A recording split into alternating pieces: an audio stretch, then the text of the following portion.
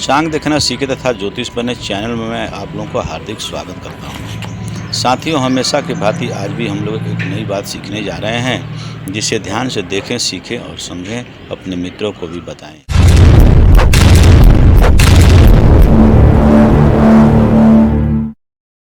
तो चलते हैं अपने विषय की ओर और सीखते हैं। आज का जो विषय मेरा है वह है प्रश्न कुंडली है। प्रश्न कुंडली क्या है, प्रश्न कुंडली कैसे बनाएं, प्रश्न कुंडली की विधियां क्या है, इसे कैसे सीखते हैं, इसके बारे में हम लोग चर्चा करते हैं। तो आज देखें, आप जानते हैं कि कोई भी ग्रह, कोई भी कुंडली, कोई भी ज्योतिष की बातें जो भी मैं बताता हूँ वह है शास्त्र सम्मत ही बताता हूँ।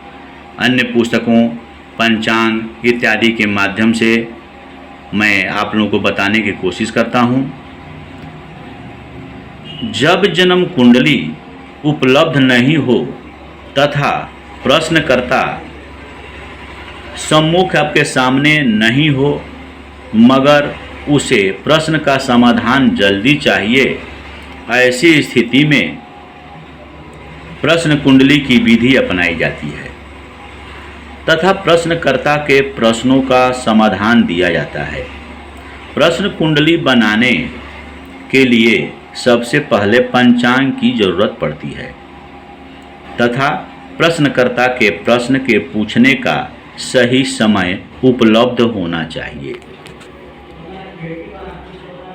प्रश्नकर्ता ने जिस समय प्रश्न पूछा उस समय का स्टैंडर्ड टाइम, समय क्या हो रहा था। जैसे कुंडली बनाते समय हम लोग लग्न बनाते हैं समय देखकर, उसी प्रकार हमें इसे लग्न कुंडली का निर्माण करते हुए प्रश्न कुंडली बनाना चाहिए। जैसे उदाहरण में हम लोग ले लेते हैं, कोई प्रश्नकर्ता दिल्ली से सुबह में 7 बजे फ़ोन किया और प्रश्न किया। उस समय के आधार पर तत्कालिक कुंडली का निर्माण किया जाता है। किसी भी प्रश्न का उत्तर देने के लिए उसके जीवन की घटनाओं को उत्तर देने में अनेक विधियां भी बताई गई है। जैसे प्रश्न कुंडली, जन्म कुंडली, हस्तरेखा, सामुद्रिक शास्त्र इत्यादि। उसी प्रकार जन्म कुंडली भी एक प्रमुख विद्या है। पूर्व समय में क्या होता था कि कोई जातक आया और प्रश्न कर दिया कि लड़का होगा या लड़की, तो हमारे विद्वानजन जो थे वह प्रश्न शास्त्र के आधार पर उनके प्रश्न का जवाब दे दिया करते थे। तो प्रश्न कुंडली जो है आपका तत्काल समाधान है। बात रही कि प्रश्न कुंडली कैसे बनाएं, तो प्रश्न कुंडली बनाने के लिए हम लोग इसी पंचांग के माध्यम से सीखते हैं। मान ले कोई जातक, जैसे देखें यहाँ पर सारणी मैं बनाया हूँ, इसके अनुसार देखें, कोई जातक प्रश्न किया है सुबह के 7:10, दिनांक है 29/7/2022, स्थान सासाराम, बिहार। तो हम 29/7/2022 का पंचांग में निकाल लेंगे और पंचांग में निकाल करके उसका फल का समाधान हम करेंगे। जैसे देखें 29, यहाँ समय दिया हुआ है 29 जुलाई से 12 अगस्त तक, यानी श्रावण शुक्ल पक्ष है। इसमें 29 तारीख को देखें कौन तिथि पड़ता है। देखिए यहाँ पर प्रतिपदा तिथि है, शुक्रवार है, यहाँ पुख्य नक्षत्र है, दिन में 9:45 यानी 10:56 दिन में 9:45 तक ये पुख्य नक्षत्र है। तिथि जो है यहाँ पर आप देख रहे हैं तिथि 46 घटी 28 पल, रात में 11:58 तक। तो हमको इस तिथि को देखना है। तो जब हम तिथि को देखेंगे तो तिथि के बाद एकम पड़ रहा है यानी प्रतिपदा, तो हम लोग आएंगे नीचे की सारणी में। नीचे के सारणी में हम लोग देखते हैं यहाँ ये दिन का समय है और ये रात्रि का समय है। तो यहाँ दिन के समय में एकम जो तिथि है, एकम के दिन हम लोग देखते हैं कर्क राशि जो है 6:47 तक रह रहा है। हमारा समय है 7:10। तो 7:10 जो है तो यह कर्क के बाद यानी सिंह जो है 9:01 तक रहता है। तो 6:47 से 9:01 के बीच में हमारा 7:10 पड़ता है, यानी मेरा सिंह लग्न हुआ। तो हम इस सिंह लग्न यानी मेष वृष मिथुन कर्क सिंह यानी 5 जो होता है, 5वां राशि ये हमारा लग्न हो गया, यानी सिंह लग्न मेरा की कुंडली ये बनेगी। तो सिंह यहाँ पर 5 लिख देंगे और 5, 6, 7, 8, 9, 10, 11, 12, 1, 2, 3, 4 क्रम से हम इस सभी 12 भावों को 12 घरों को भर देंगे। अब बात आती है कि सूर्य को देखेंगे। अब इसमें ग्रह बैठाना रहा, तो ग्रह बैठाने के लिए हम लोग यहाँ देखते हैं इस दिन सूर्य जो है अवधि के स्पष्ट सूर्य 3 राशि 11 अंश 12 कला और 23 विकला पर हैं। तो यानी 3 राशि पार कर चुके हैं। तो हम इस 4 राशि यानी कर्क में जहाँ 4 अंक लिखा होगा वहाँ पर सूर्य लिख देंगे। अब बात आती है चंद्रमा। चंद्रमा को कैसे बैठाएंगे? तो यहाँ देखें आप,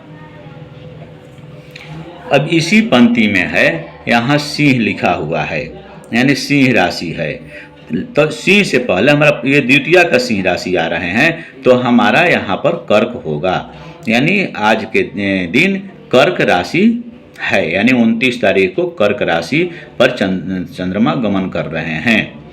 तो हम 4 नंबर के घर में जहाँ 4 लिखा हुआ है उसमें हम चंद्रमा को लिख देंगे।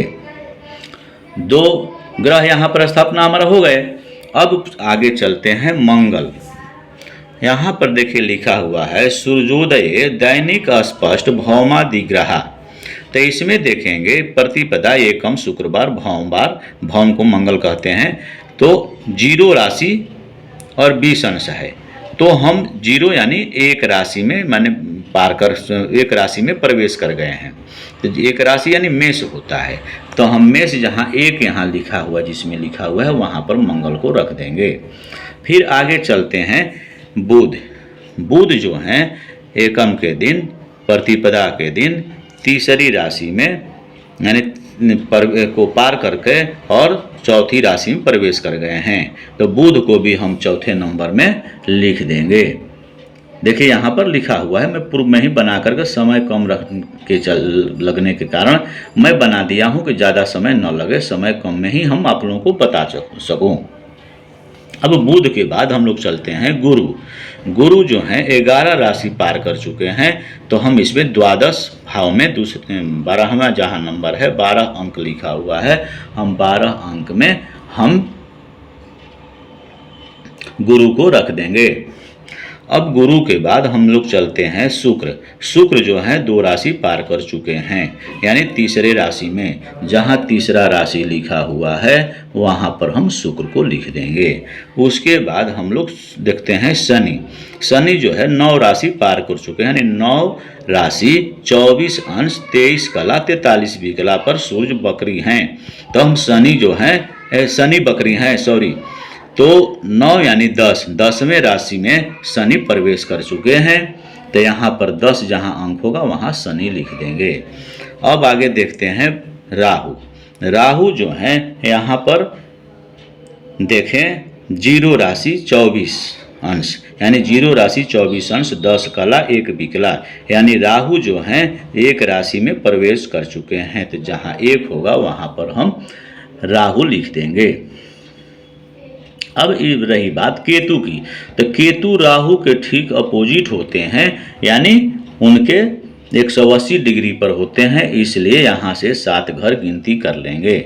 7 घर में यहाँ जब गिनती करेंगे तो यहाँ देखें 1 2 3 4 5 6 7, 7 में केतु को बैठा देंगे। इस प्रकार हमें 9 ग्रह को बैठा लेना चाहिए। जैसे गिनती कर लें 1 2 3 4 5 6 7 8 और 9 ग्रह मेरा स्थापित कुंडली में हो गए।